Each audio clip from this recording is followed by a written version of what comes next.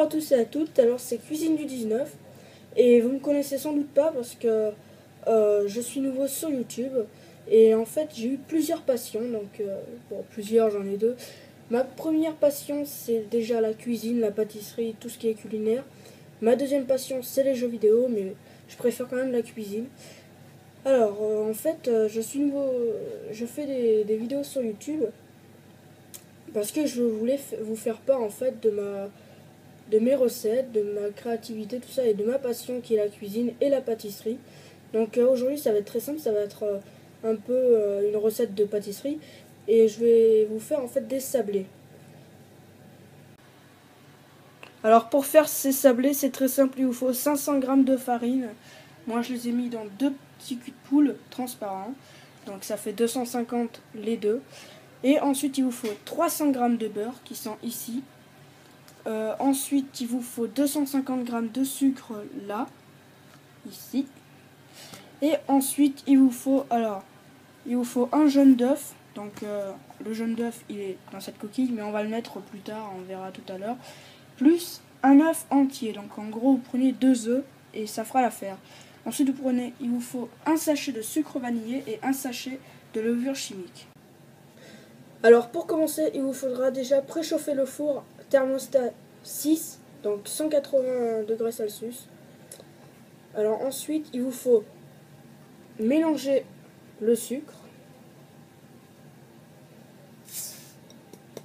dans un bol, un gros cul de poule si je peux dire. Avec le sucre, vous ajoutez le beurre. Donc 300 g de beurre dans le sucre. Et ensuite, vous ajoutez le sucre vanillé.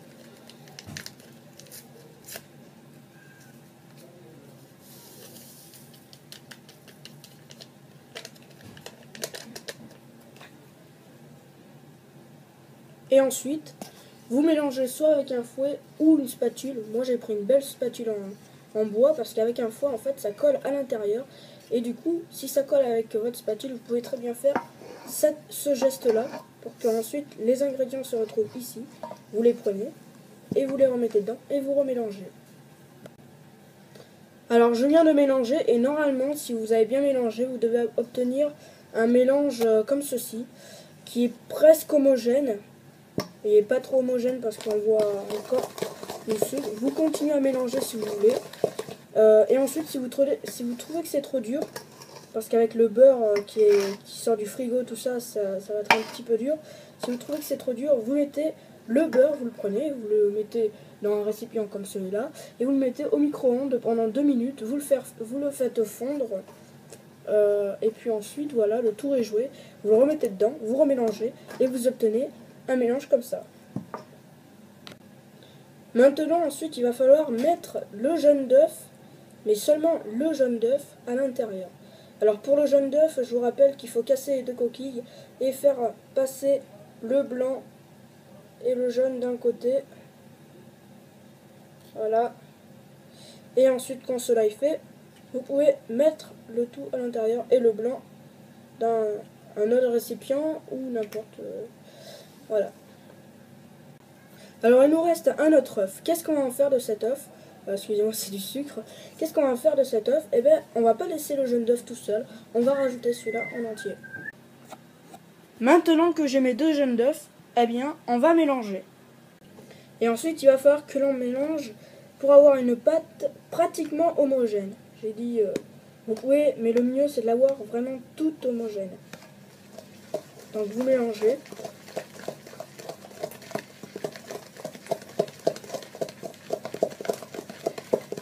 Il va falloir malaxer jusqu'à avoir l'obtention d'une pâte vraiment très homogène, qui n'est pas de grumeaux, rien du tout. Donc moi, elle est bonne la pâte. Vous pouvez toujours goûter. Moi j'ai goûté tout à l'heure, elle était vraiment, elle avait bon goût. Vous voyez de toute façon au goût si la pâte est bien ou pas. Et voilà, ma pâte est bonne. Vous voyez qu'elle est bien homogène, elle est bien... pas trop liquide, ni trop solide, c'est ce qu'il faut, une pâte normale, un peu comme une crème. Et maintenant, là il faut avoir des gros bras. Il va falloir ajouter déjà toute la farine. Donc je vous rappelle, c'est 500 grammes de farine. Vous mettez tout d'un coup. Hein. Il va pas falloir faire de... Hop.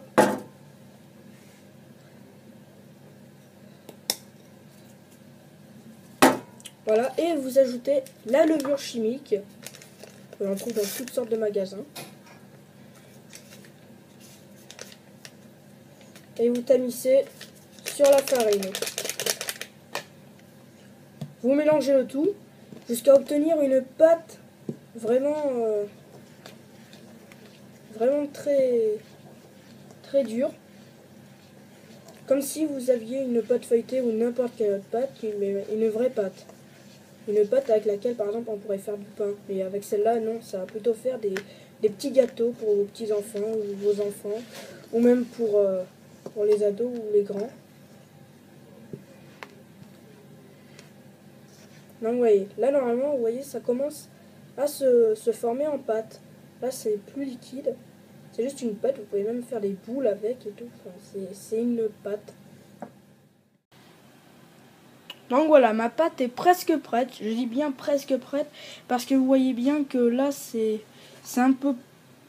pas très pâteux, vous voyez, ça se casse très vite en 1000 morceaux et normalement ça devrait pas se casser. Donc continuez à la travailler, la retourner, la retravailler, etc. Et en fait, il faut que la pâte qui est comme ça gobe toute la farine, le sucre, l'œuf, tout ça. Enfin l'œuf c'est déjà fait. Il faut surtout que ça gobe toute la farine et le sucre. Donc ensuite vous pouvez y aller avec les mains, la travailler, l'aplatir et la retourner comme je vous ai dit de faire. Et ensuite préparer un tablier parce que vous voyez que je suis déjà sale là à cause de la farine. Donc voilà. Donc là vous voyez que ma pâte est déjà plus formée. Elle tombe moins, mais c'est que les copeaux de pâte, tout ça, les tout petits bouts, ils sont tout au fond. Donc on va revenir chercher la pâte en dessous pour la ramener au-dessus. Et vous voyez, regardez, ça se casse facilement. Donc on la repétrit. Voilà, il ne faut pas s'arrêter avant que la pâte soit vraiment, vraiment très solide. Donc voilà, là je l'ai bien travaillé. Regardez ma pâte qui est quand même bien, mais elle se casse encore un petit peu. Donc si vous en êtes à ce point, vous regardez, elle se casse quand même très vite comme ça. Retravaillez pendant à peine 2 minutes. Vous voyez, c'est ces copeaux là que je vous parle. Il faut vraiment pas les jeter, il faut les garder parce que ça peut encore faire un sablé, un petit biscuit en plus. Donc c'est déjà pas mal. Ensuite, si la pâte colle, munissez-vous d'un tout petit couteau pour faire le tour et la décoller. Un couteau qui a une lame flexible et assez solide. Il ne faudrait pas qu'il se casse. Vous voyez, faites le contour. Vous prenez la pâte en dessous. Vous regardez si elle se casse bien. Et là, la pâte m'a l'air parfaite, même si vous voyez, elle se casse. C'est un peu comme la pâte d'amande. Sauf que là, on ne peut pas la manier comme on veut. Donc voilà, ma pâte est prête. Munissez-vous d'un rouleau à pâtisserie. Donc le mien est un peu crade de farine et tout ça.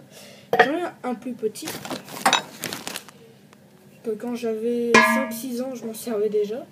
Donc on va prendre celui-là, je l'aime bien. Maintenant que votre pâte a suffisamment souffert, non je déconne, maintenant que votre pâte est bien, a bien été pétrie, tout ça, faites-la reposer pendant environ, même pas 5 minutes. Vous la laissez reposer sur votre plan de travail et vous en profitez pour virer tout ça. Car on va plus trop en avoir besoin, on va surtout avoir besoin d'un couteau, on ne sait jamais. Et ensuite, ceci, non. Voilà, vous faites vraiment le ménage. En fait, à chaque étape dans la cuisine, ça sert à ça. Vous faites vraiment... vous nettoyez votre plan de travail, tout ça. Et vous pouvez vous servir ensuite pour plus tard des emporte-pièces. Donc moi, j'ai pris... oh, il y a de la farine dessus. J'ai pris un emporte-pièce standard qui est parfaitement normal, qu'on trouve dans toutes les boutiques de cuisine pratiquement. Donc s'il est en forme d'étoile, c'est sympa je trouve pour les biscuits et les sablés. Alors ensuite, si jamais vous approchez de la Saint-Valentin, vous pouvez toujours prendre des petits emporte-pièces en forme de cœur. Ou bien, si vous êtes en automne, et là c'est la période des champignons, vous prenez un beau cèpe.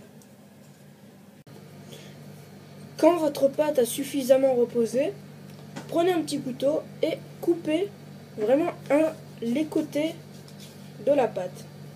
Car là, on va être au stade de quoi? Aplatissage de pâte, je dirais, non. Au stade où on va devoir aplatir la pâte avec un rouleau à pâtisserie, avec de la farine, et voilà. Donc déjà, vous voyez, vous faites un petit cube, et encore, il est petit, mais c'est qu'il est épais. Et du coup, quand on va l'aplatir, ça va vite se dérouler. Alors, je pense que pour les plus grands, j'ai pas besoin de vous expliquer. Vous prenez votre farine, hop, hop, hop. Et pour les plus petits, en fait, vous prenez un peu de farine dans votre main, vous en mettez sur votre plan de travail, un petit peu sur la pâte si vous voulez. Moi, je fais tout le temps comme ça, je sais pas pourquoi, c'est un réflexe. Et ensuite, vous déposez la pâte sur votre farine, vous remettez de la farine sur votre pâte et un peu sur votre rouleau à pâtisserie. Et maintenant, vous aplatissez votre pâte à l'aide du rouleau à pâtisserie. Si votre pâte casse, remettez de la farine. Remettez-en autant que vous voulez, vu qu'il ne faut pas qu'il casse. Donc ensuite, si vous voyez que, par exemple, là, vous voyez, ça part un petit peu en couille ici, donc vous coupez là. Hop. Donc vous voyez, ma pâte casse, hein, donc je pense que j'aurais dû faire la reposer un petit peu plus, mais elle est bonne, puisque quand elle va être au four, les biscuits vont gonfler et du coup, ce sera plus solide. Donc, vous remettez un peu de farine sur votre rouleau et vous faites le même truc.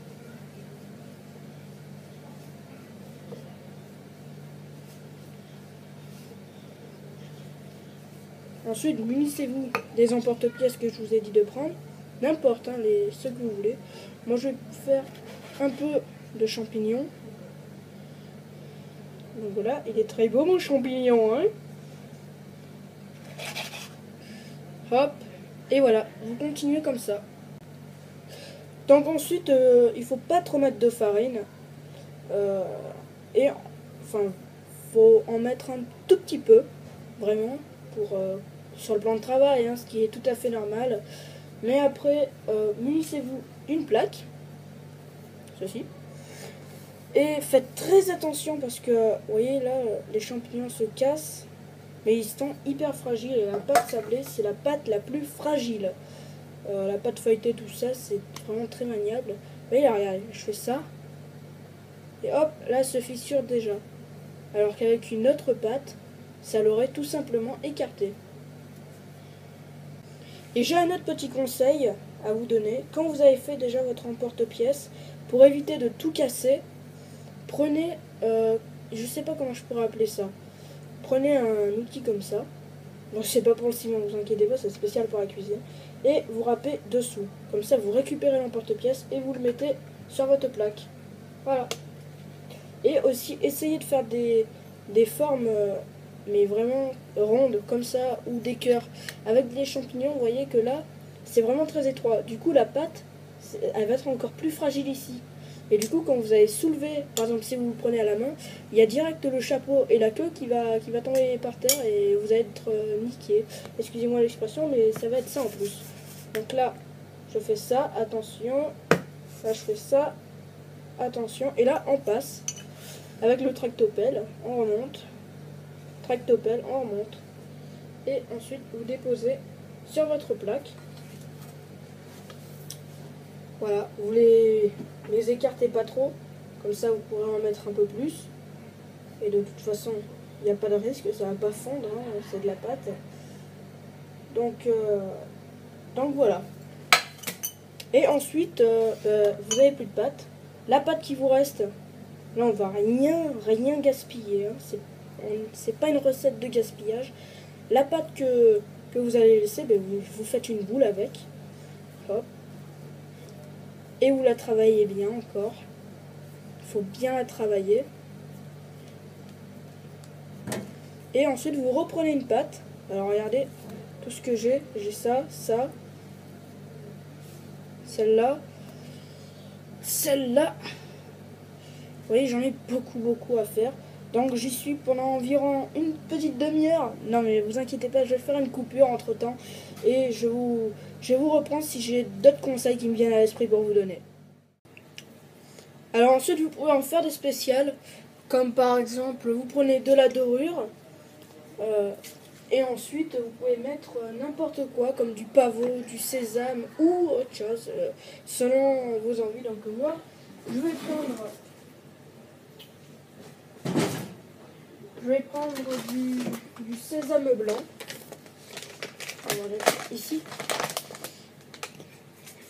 Là vous secouez. Oh là. C'est parti sur l'iPad, ok. Ah oui d'accord, en fait c'est en bas. Donc voilà, vous en mettez un peu partout sur les biscuits. Voilà. Et vous prenez du sésame et vous en mettez un peu dessus, un peu dessus, un peu dessus. Ça m'inquiète parce que il y a de la dorure qui est partie sur mon iPad. Mon iPad il va griller. Il va briller, pardon. Bon, moi j'en mets un petit peu trop de sésame dessus. Oula oui.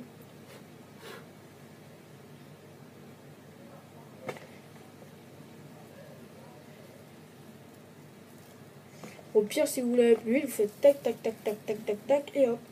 Bon, vous aurez certes du sésame qui sera collé. Mais bon, sinon ça va. Et après que vous ayez fini, moi j'ai vraiment eu la marre de faire tout ça. Donc je l'ai mis en film alimentaire, en film transparent. Vous voyez, ça fait 2 boules, voilà, comme ça. Et voilà le résultat. Alors ceux-là, ils sont beaux, ici. Les champignons sont moches, vous savez pourquoi? Parce que j'ai pas mis de dorure. Ici, j'ai mis de la dorure partout. Du coup, ils sont moyennement beaux, mais ils se cassent. Ici, là, il y en a 2-3 qui se sont cassés parce que j'ai mis de la dorure partout. En fait, si vous voulez mettre de la dorure, vous en mettez que sur les petits sablés pour mettre les graines ensuite dessus. Donc voilà, ça donne ça. Donc je suis assez content, ils sont beaux. Donc merci d'avoir regardé cette vidéo. Je vous dis à plus. Mettez dans les commentaires la recette que vous voudriez que je fasse plus tard. Et abonnez-vous et likez la vidéo. Allez, à plus. Bon appétit.